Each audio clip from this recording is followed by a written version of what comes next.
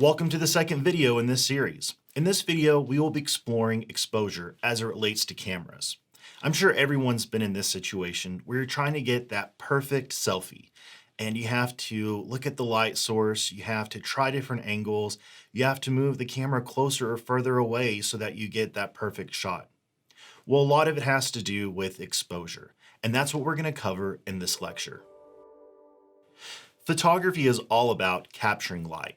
In fact, the etymology of the word photograph is basically light drawing.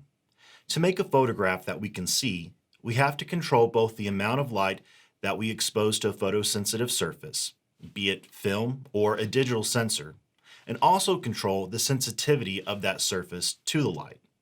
In this video, you will explore the characteristics of light and how the camera and lens combine to control exposure by using what is commonly known as the exposure triangle. Here are our learning objectives for this learning module. You will review these at the end of the lesson. This is a great way to gauge your level of understanding of the material. At the end of the lecture, review these objectives and ask yourself if you understand everything. If not, reach out for help or revisit the content in this learning module. Exposure is the amount of light that comes through the lens and hits the film or CCS chip. Light travels through a hole in the lens, passes through a shutter, and finally hits a light sensor. Let's take a look at each of these elements individually. The exposure triangle comprises of aperture, shutter speed, and ISO. These three camera and lens controls work together to regulate the amount of light that makes it to the light-sensitive surface. Two of these are aperture and shutter speed. We also control the sensitivity of the photosensitive surface, be it film or digital ISO. Not only do these three controls affect the light of a photograph, they also have unique side effects. Aperture controls depth of field. Shutter speed can blur or freeze action, and ISO can add or subtract film grain or digital noise from an image. Let's begin with aperture. Aperture is the most nuanced and can take some time to understand.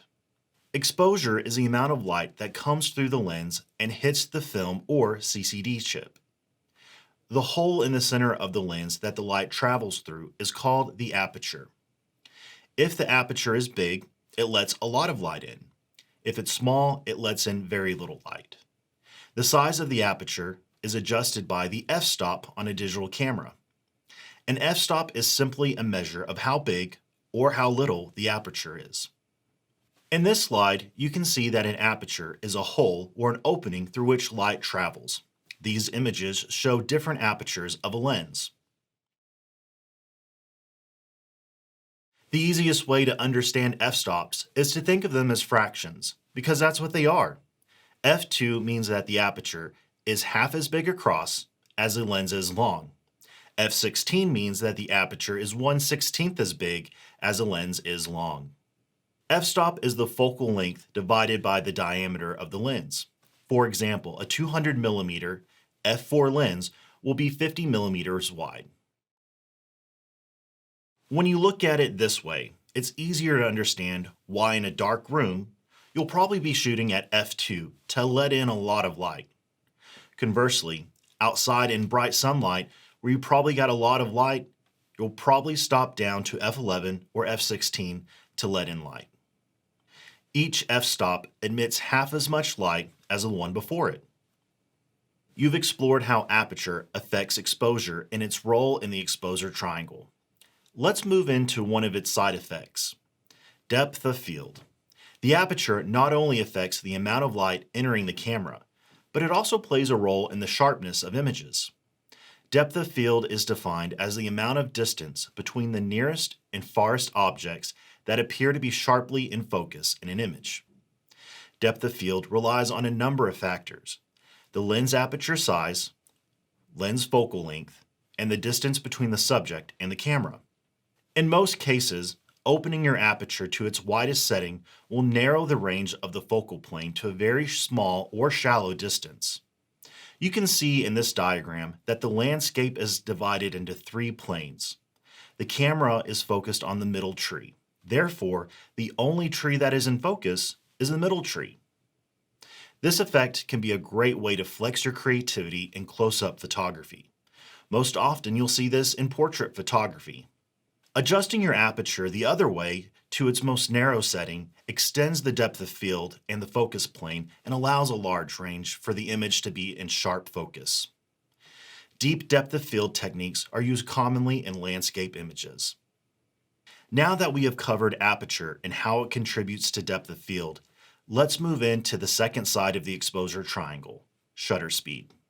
Shutter speed is a measurement of time that a camera shutter is open, allowing light, usually after it passes through a lens and through the aperture diaphragm, to strike a photosensitive surface, like film or a digital sensor. Shutter speed is much more of a straightforward concept as compared to aperture. Here is an example of shutter speed and its relation to capturing movement. A fast shutter speed captures movement in a very sharp and clear photo, whereas a slow shutter speed captures movement in a more blurred image. Shutter speeds are listed as whole seconds or as fractions of seconds. The maximum shutter speed for most DSLR cameras is 30 seconds.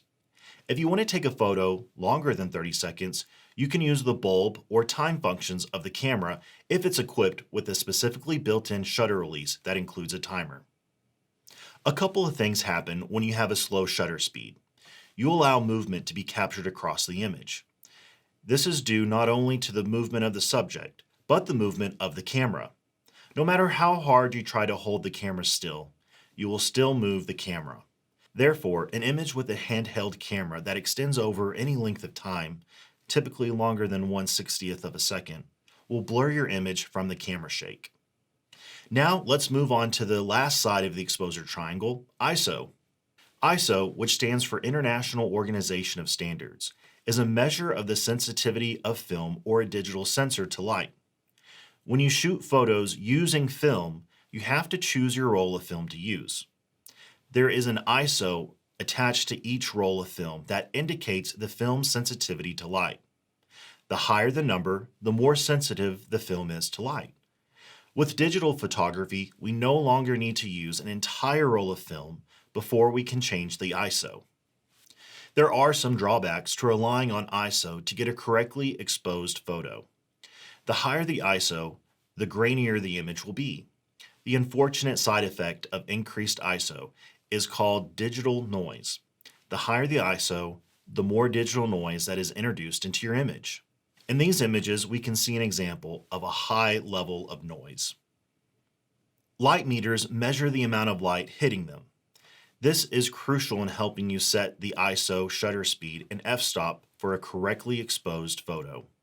Metering is the process of reading light in order to determine the settings needed, the aperture, the shutter speed, and the ISO, to get a correctly exposed image. Overexposing means you let too much light in. This results in an image that is too light or washed out.